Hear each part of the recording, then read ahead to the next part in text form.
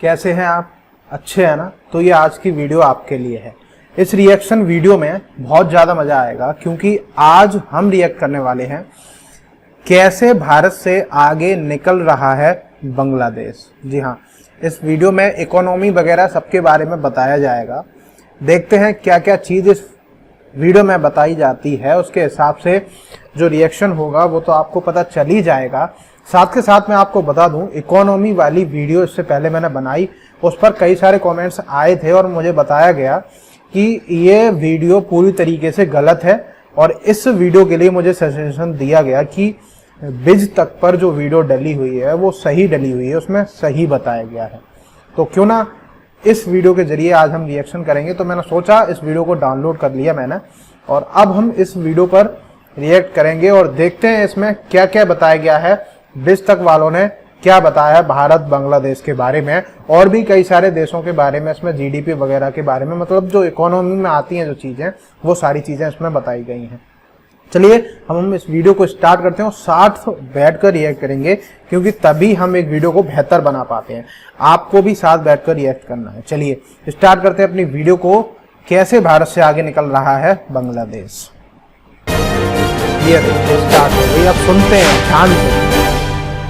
नेहा बाथम के साथ। वेलकम, बिज बास देख रहे हैं आप, आपके साथ हूं मैं नेहा बाथम। आज एक नए टॉपिक के साथ एक बार फिर से हाजिर हैं। आज हम विश्लेषण करेंगे क्या तरक्की के मामले में छोटा सा देश बांग्लादेश भारत से आगे निकल जाएगा। पूरी दुनिया में मंदी का माहौल है, इसके बावजूद क्यों बांग्लादेश और वियतनाम जैसे देश तेजी से आर्थिक तरक्की कर रहे हैं और वो कौन से कारण हैं जिनकी वजह से भारत की ग्रोथ कम हुई है।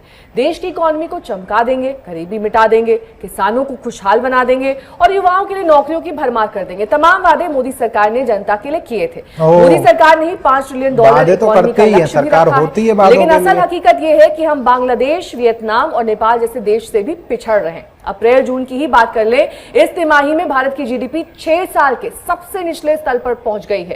अप्रैल जून तिमाही में भारत की आर्थिक विकास दर 5% रही, बांग्लादेश की जीडीपी 7.90% रही, नेपाल की जीडीपी 7.10% रही, जबकि चीन की जीडीपी ग्रोथ 6.2% रही। हालांकि हर देश का जीडीपी कैलकुलेशन का फॉर्मूला अलग होता है, लेकिन फिर भी आंकड़ों के खेल में हम छोटे छोटे देशों से पिछड़ रहे हैं। इकोनॉमी को पटरी पर लाना इस वक्त मोदी सरकार के लिए बड़ी चुनौती है और इन दिनों एक सवाल चर्चा में है, वो है क्या 1971 में बना बांग्लादेश आने वाले साल में तरक्की के मामले में भारत से भी आगे निकल जाएगा। ऐसे अगर हालिया आंकड़ों की बात करें तो लगता यही है कि ऐसा हो तो हैरानी नहीं होनी चाहिए। एशिया के ज्यादातर देशों के आगे बढ़ने की कहानी करीब एक जैसी ही है, चाहे वो चीन हो, साउथ कोरिया, भारत हो या फिर अब बांग्लादेश। ये सभी देश कुछ दशकों पहले तक गरीब देश में शुमार किए जाते थे। सही बात है। गरीबी से औद्योगिकरण की ओर रुख किया। शुरुआत हल्की फुल्की मैन्युफैक्चरिंग से हुई, आमतौर पर टेक्सटाइल्स इंडस्ट्री के साथ, और फिर कुछ बड़े और जटिल उत्पादों की मैन्युफैक्चरिंग शुरू हुई। फिर इसी क्रम में इन देशों ने विकास के रास्ते में अपनी पहचान बनानी शुरू की और फिर खुद की तकनीक विकसित कर छलांग लगाने लगे। फिर जैसे जैसे ये देश अमीर हुए, यहाँ प्रति व्यक्ति आय बढ़ी, जीवन शैली बेहतर हुई। यही कहानी अब बांग्लादेश की लगती है। बांग्लादेश ने विदेशी निवेश और विदेशों से कारोबार हासिल करने के मामले में पिछले कुछ सालों में शानदार तरक्की की। नाइकी, एडिडास, फिला, प्यूमा जैसे तमाम मशहूर ब्रांड्स अपने जूते कपड़े बांग्लादेश में तैयार करा रहे हैं। दुनिया की तकरीबन हर बड़ी गारमेंट कंपनी का वेंडर बांग्लादेश में मौजूद है। इनमें कई चीन, ताइवान और भारत से अपनी दुकान समेटकर बांग्लादेश चले गए हैं। बांग्लादेश इस समय चीन के बाद दुनिया का दूसरा सबसे बड़ा गारमेंट उत्पादक है। भाई ग्लोबल गारमेंट निर्यात में बांग्लादेश की 14% से ज्यादा है। 2014 में बांग्लादेश की कुल निर्यात में रेडीमेड गारमेंट उद्योग की हिस्सेदारी 81.13% थी। 2019 में यह बढ़कर करीब 84% हो जाने का अनुमान है। 2016-17 में चीन के गारमेंट उत्पादन में 7% तक कमी आई, लेकिन इस दौरान बांग्लादेश में गारमेंट उत्पादन बढ़ा है। अब भारतीयों से जुड़ी सबसे अहम जानकारी, जिस पर शायद आपको यकीन ना हो, बांग्लादेश में तकरीबन 5 लाख भारतीय कानूनी तौर पर नौकरी कर रहे हैं और इनमें सबसे ज्यादा गारमेंट सेक्टर में है। इसके अलावा टेलीकॉम, इंजीनियरिंग, जहाजरानी और खेती में भी भारतीय मजदूर मौजूद हैं। कई भारतीय कंपनियां भी हजारों करोड़ का निवेश बांग्लादेश में कर चुकी हैं। भारत में मैन्युफैक्चरिंग सेक्टर घट रहा है तो बांग्लादेश में बढ़ रहा है। बेशक पिछले कुछ सालों में भारत का ऑटो और स्मार्टफोन उत्पादन इस क्षेत्र में दुनिया के टॉप 5-6 बड़े हब में शुमार हो चुका है, लेकिन हकीकत यह भी है कि भारत में ओवरऑल मैन्युफैक्चरिंग घटी है। प्रति व्यक्ति आय के मामले में बांग्लादेश अब भारत के करीब पहुंच रहा है। अंतर्राष्ट्रीय मुद्रा कोष IMF के अनुसार बांग्लादेश में साल प्रति व्यक्ति आय $1750 हो गई। वहां गरीबी कम हो रही है। IMF के आंकड़े एक सवाल है आपसे बाद में पूछूंगा। 2019 में भारत में प्रति व्यक्ति आय $2199 रही। अगर यही हालात रहे तो अगले 1 से 2 साल में संभव है कि बांग्लादेश इस मामले में हमसे आगे निकल जाएगा। बांग्लादेश में लोगों की औसत उम्र 72 साल है, जबकि भारत में 68 साल, पाकिस्तान में 66 साल। कई मोर्चों पर बांग्लादेश न केवल पाकिस्तान बल्कि भारत से आगे निकल चुका है। बाल मृत्यु दर और लैंगिक समानता में भी बांग्लादेश भारत को पछाड़ चुका है। एक जमाना था जब बांग्लादेश से अकाल की खबरें आती थी, लेकिन 70 के दशक में वहां भी कृषि क्षेत्र में क्रांति शुरू हुई और तस्वीर बदल गई। अब वो लगातार कृषि उत्पादन में खासी वृद्धि कर रहा है।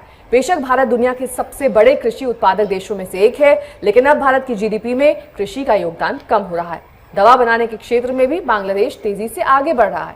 भारत जेनरिक दवाओं और अन्य तरह की दवाओं के क्षेत्र में नंबर 1 है, लेकिन बांग्लादेश जेनरिक दवाओं के निर्माण में दूसरा बड़ा देश बन चुका है। कम से कम 60 देशों को बांग्लादेश अपने यहाँ बनी दवाएं निर्यात कर रहा है। बांग्लादेश के आगे बढ़ने की वजह यह भी है कि वो विदेशी कंपनियों को एक बड़ी छूट भी दे रहा है और अगर उन्हें बाहर से कच्चा माल आयात करना हो तो उस पर कोई टैक्स नहीं लगेगा। ये ऐसी पॉलिसी है जिससे मैन्युफैक्चरर्स की बांछें खिल गई हैं। दुनिया के बड़े ब्रांड्स अब बांग्लादेश में अपनी मैन्युफैक्चरिंग यूनिट लगा रहे हैं। ये सब हम इसलिए आपको बता रहे हैं कि अगर बांग्लादेश जैसा छोटा सा देश ग्लोबल मंदी के बावजूद आर्थिक तरक्की कर रहा है तो भारत जैसा बड़ा देश क्यों नहीं कर सकता। जबकि भारत में सस्ती जमीन और सस्ती लेबर की भरमार है, बस जरूरत है राजनीतिक इच्छा शक्ति की। वक्त हो गया है कि अब भारत भी बांग्लादेश जैसे देशों से सीखे और न्यू इंडिया की नींव रखे, क्योंकि पैसे से ही देश बनता है, पैसे से पैसा बनता है और पैसे से नौकरियां बनती है, पैसे से ही इंफ्रास्ट्रक्चर खड़ा होता है और इसी पैसे से मोदी सरकार का 2025 तक $5 ट्रिलियन इकोनॉमी बनाने का सपना पूरा हो सकता है। तो ये था आज का बिज़ बज़, लेकिन हर रोज एक नए मुद्दे के साथ हम हाजिर होते हैं और तमाम बिजनेस से जुड़ी खबर।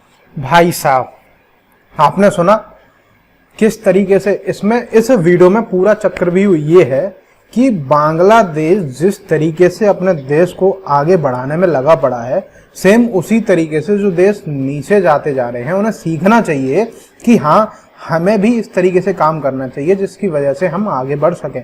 वादों से केवल काम नहीं चलता है, तो ये वादे तो हर कोई करते रहते हैं। अब ये बातें छोड़ दीजिए, फिलहाल आप मुझे बताइए आपको रिएक्शन का कौन सा पार्ट सबसे ज़्यादा बढ़िया लगा और आपके कहने के मुताबिक मैंने ये वीडियो बनाई। और हाँ, अब आपका सवाल ये है कि बांग्लादेश के प्रेसिडेंट कौन है, नीचे कमेंट बॉक्स में फटाफट से जवाब दीजिए। हम मिलेंगे आपको एक और नई रिएक्शन वीडियो में, तब तक के लिए नमस्ते।